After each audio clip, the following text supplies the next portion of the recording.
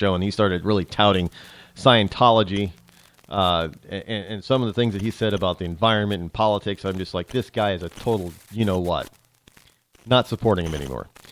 And go back to doing things like risky business and keeping his mouth shut. He'd be better off.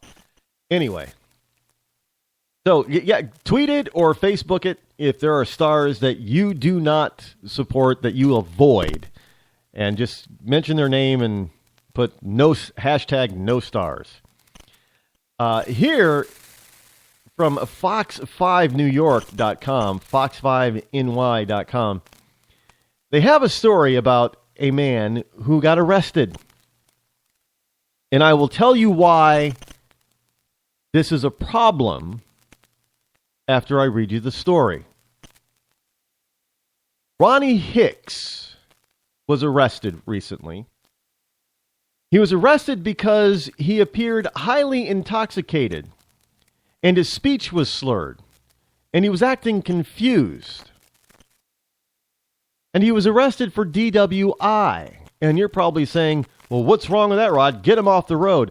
The problem is that the 54-year-old man is wheelchair bound, and he was in his electric wheelchair when he was arrested for DWI.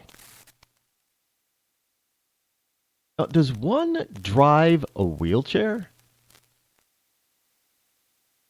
Now, police say Hicks from Palm Bay, Florida, was allegedly blocking a pedestrian bridge path inside a park near Margaret and Helen Streets in Palm Bay. Now, police were called to the scene because there were complaints. During his first appearance before the judge approved the maximum $5,000 bond because it was Hicks's third DUI in 10 years. Now, keep in mind that this third arrest for DUI, which is the equivalent of DWI in other states, his third arrest for DUI is for riding in an electric wheelchair. He wasn't driving.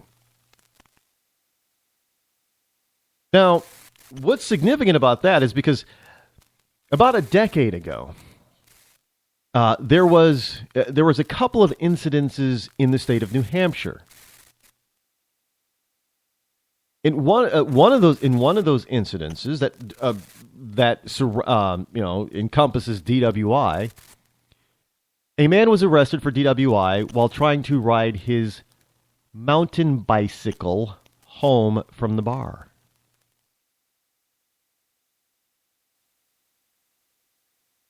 By the way, his conviction was upheld. In another instance in this state about a decade or so ago, a man was stopped and arrested for DWI while on his skateboard. Now, the reasoning behind all this is because the law is saying, well, these are all vehicles because they have wheels. Now, understand, there isn't a single law, DWI or DUI law on the books that when they were writing the legislation for these laws, they thought, oh, we're going to catch people in wheelchairs and on bicycles and on skateboards and anything else with a wheel on it. You know, people have been arrested for DWI riding tractor lawnmowers, riding lawnmowers, even when there is no blade attached. Because people say, well, they can be dangerous with the motors and the blades running. Even people that they took off it's their vehicle now. For whatever reason, they've been arrested for driving a tractor, a lawn tractor. So this is not what the laws were intended when they were originally put forth. When they were originally passed, nobody was thinking that. You cannot tell me that somebody was thinking when they wrote the motor vehicle DWI drunk driving laws that, oh yeah, we're going to catch these people riding bicycles and lawn tractors and skateboards. No, that is not what the law was intended for. As a matter of fact, if you're riding a skateboard they can get and jump out in the traffic or something and cause an accident. You can cause an accident by jaywalking, for crying out loud. And that's with people who are sober. But that is not what the laws were intended for. But here is the issue with this. This is how laws get twisted to go places they were not intended to go, to entrap and ensnare more and more Americans. And it used to be just for stuff that was, non-criminal offenses. They were so they could get more tax dollars out of you, basically by calling them fines. But over the years, over the past decade or so, I have noticed a very unpleasant and unwanted transformation of these laws being stretched from just simple citations and such, and ticketable offenses, to criminal charges that even lands people in jail. Now, I'm sorry, but this man could go to jail for a third DUI offense. Not for driving a 3,000-pound vehicle, a gas-powered motor vehicle down the street, but by sitting on a pedestrian bridge being drunk in his wheelchair.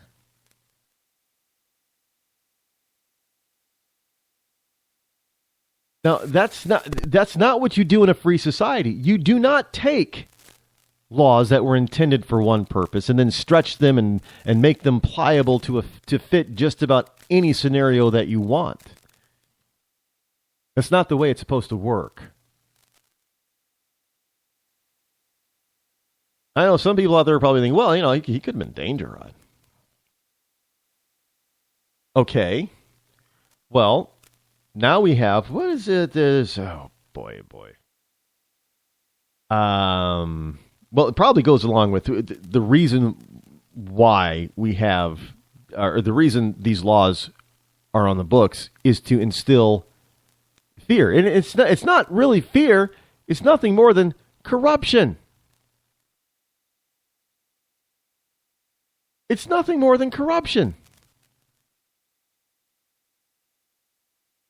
I got a story here about corruption and what the Americans think about corruption in just a second. But here's something else. This whole notion that Hillary, getting back to Hillary Clinton, how she was out there talking about, and her law, her proposed law or legislation that she would like to see is having gun manufacturers being sued when people use a gun for murder. When they legally purchase something, and you can sue the gun manufacturer. Well, that's going to go hog wild crazy, and it's really intended to do that. But here from the Washington Times is a precursor of the modern times and anti-gun movement. You got to pay attention to this close, folks. There is a shop in Wisconsin called Badger Guns. Now, Badger Guns was involved in a lawsuit. Now, Badger Guns, first round, lost a lawsuit and is ordered to pay $6 million to two Milwaukee cops that were shot with a firearm that Badger Guns sold. Legally sold. A jury has ordered a gun shop to pay nearly $6 million to two Milwaukee police officers who were seriously wounded when shot by a gun purchased at Badger Guns store. A jury has issued the ruling yesterday in a lawsuit against Badger Guns. The lawsuit alleges the store was negligent and should have spotted clear warning signs that the gun was being sold to a so-called straw buyer, or someone who was buying the gun for someone who couldn't really legally buy one. Now, Officer Brian Norberg, now retired Officer Graham Kunich, that's Kunisch, were both shot in the face by a man they stopped in 2009. Now, the issue gained national attention when presidential candidate Hillary Rodham Clinton said she would push to repeal George W. Bush-era gun law that Badger Guns attorney says protected the store. Evidently, he didn't protect the store.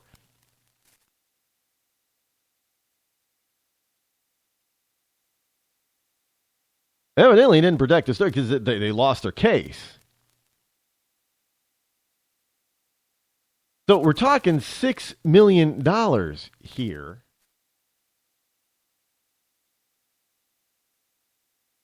Over something. In other words, they're being sued and they're losing their lawsuit because they were not clairvoyant enough to see where the gun was going to end up, and thus refused to sell the firearm.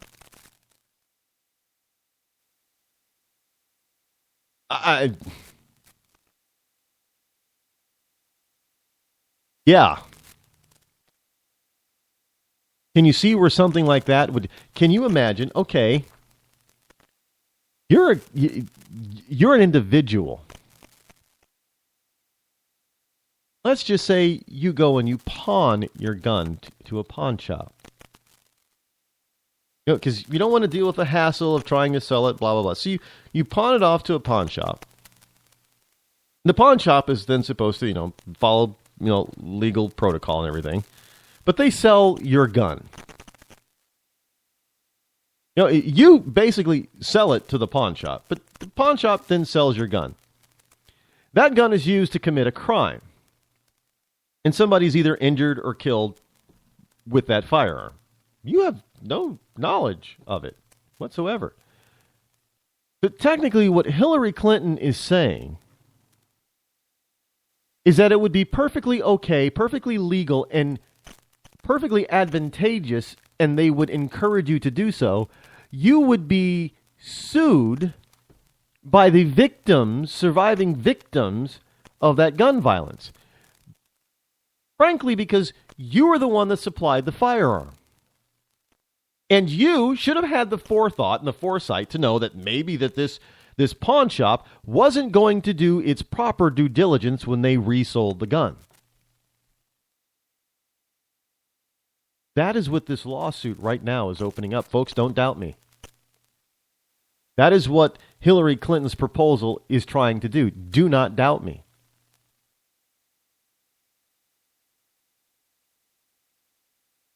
So, and again, we have a government that is taking the responsibility off the individual who commits the acts that are not in the best interest of a civil society, and placing that blame, that responsibility, on the individuals in that civil society who are not breaking any laws.